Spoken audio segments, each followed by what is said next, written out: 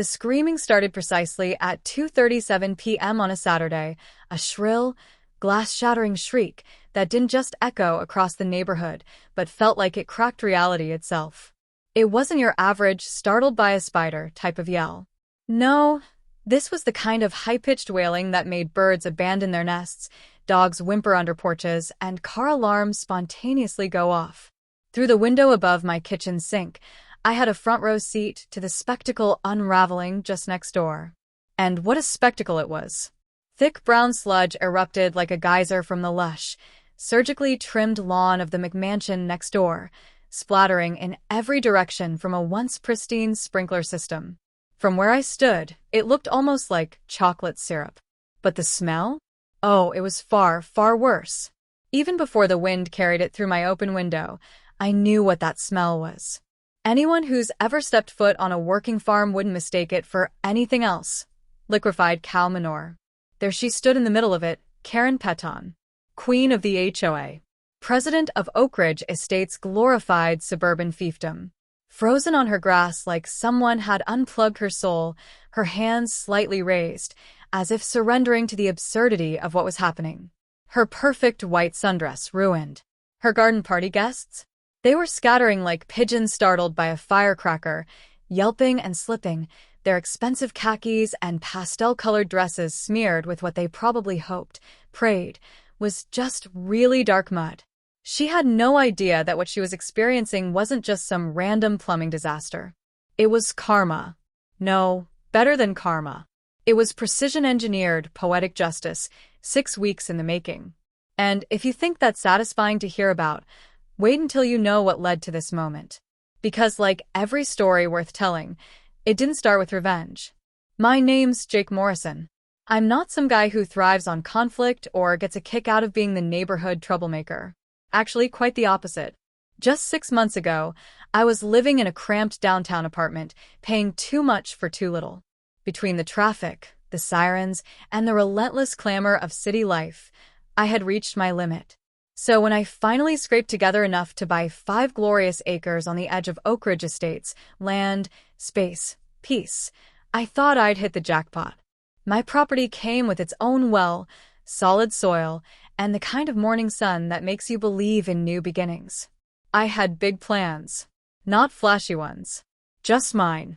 A small garden, a few chickens, and a self-sustaining eco-friendly setup that included a custom composting tank where I processed cattle waste into liquid fertilizer. I bought the waste from local ranchers, broke it down in my system, and diluted it before using it in the garden. Low impact, green, efficient. It was everything I'd wanted. And then came Karen. She knocked on my door 3 days after I moved in. Clipboard, blazer, pearl necklace, and that practiced politician smile that doesn't reach the eyes. She introduced herself as the president of the HOA, though her tone made it sound more like queen of the land.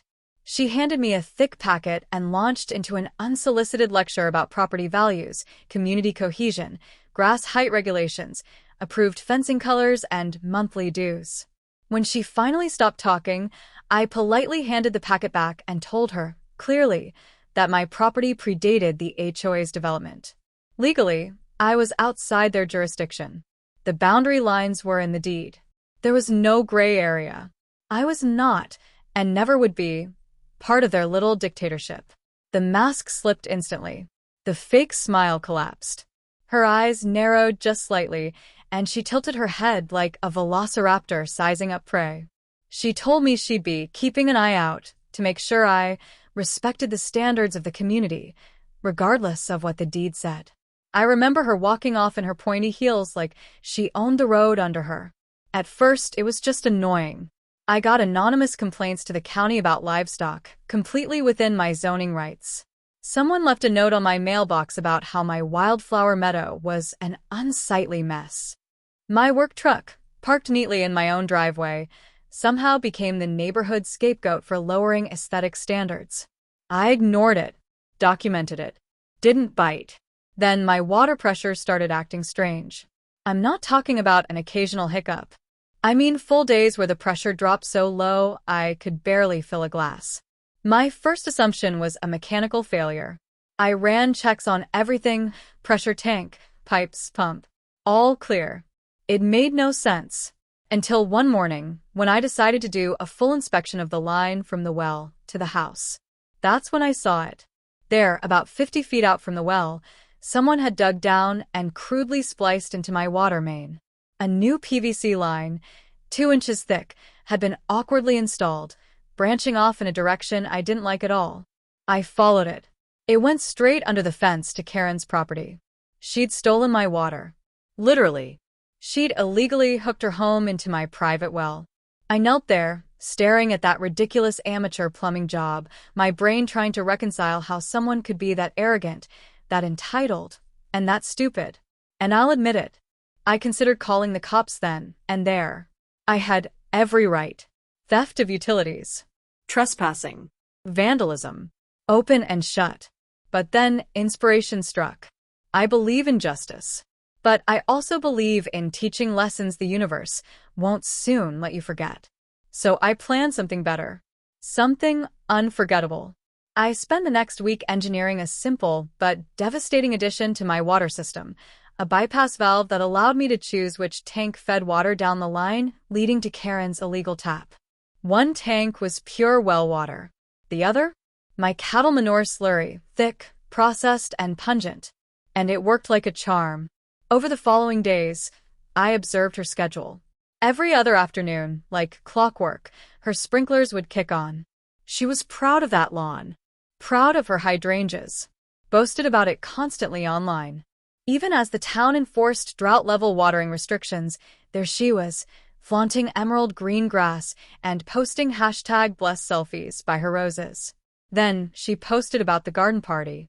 Saturday, 2 p.m. Everyone's invited to Oak Ridge's most elegant event of the summer. She even uploaded a photo of her freshly fertilized lawn, my stolen water, keeping it lush. That Friday evening, I flipped the valve. Saturday came, bright and warm. Guests showed up in pastel polos, silk scarves, and boat shoes. Karen fluttered around her yard like Martha Stewart on a red bull bender. I sat at my kitchen table, camera rolling, waiting. At 2:30, her system kicked on. For about 10 seconds, crystal clear water sprayed in gentle arcs.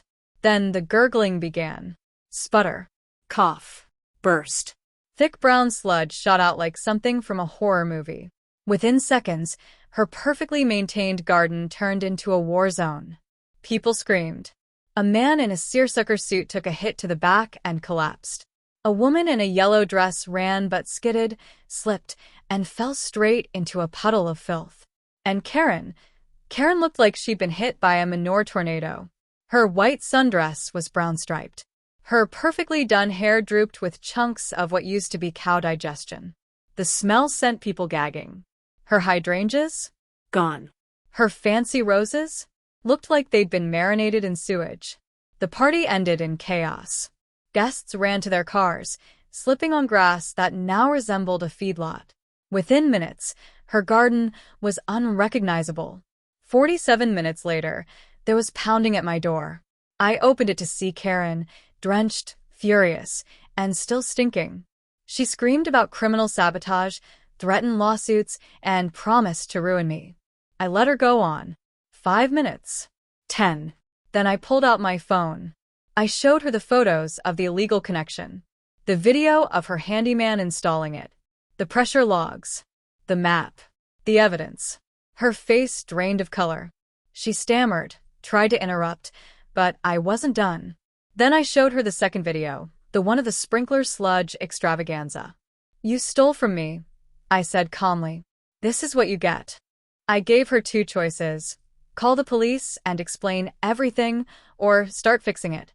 She tried bargaining, threatening, even crying. But I'd had enough. I called the water authority, then the police, then my lawyer. She stood there while all 3 heard the full story. Over the next month, the fallout was swift and glorious. The water authority confirmed she'd stolen over 12,000 gallons during a drought.